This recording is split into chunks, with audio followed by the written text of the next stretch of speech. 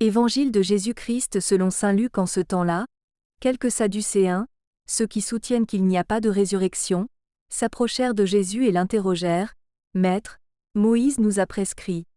Si un homme a un frère qui meurt en laissant une épouse mais pas d'enfant, il doit épouser la veuve pour susciter une descendance à son frère. Or, il y avait 7 frères. Le premier se maria et mourut sans enfant. De même le deuxième, puis le troisième épousèrent la veuve, et ainsi tous les 7. Ils moururent sans laisser d'enfant. Finalement la femme mourut aussi. Eh bien, à la résurrection, cette femme-là, duquel d'entre eux sera-t-elle l'épouse, puisque les 7 l'ont eue pour épouse? Jésus leur répondit. Les enfants de ce monde prennent femme et mari. Mais ceux qui ont été jugés dignes d'avoir part au monde à venir et à la résurrection d'entre les morts ne prennent ni femme ni mari, car ils ne peuvent plus mourir. Ils sont semblables aux anges, ils sont enfants de Dieu et enfants de la résurrection.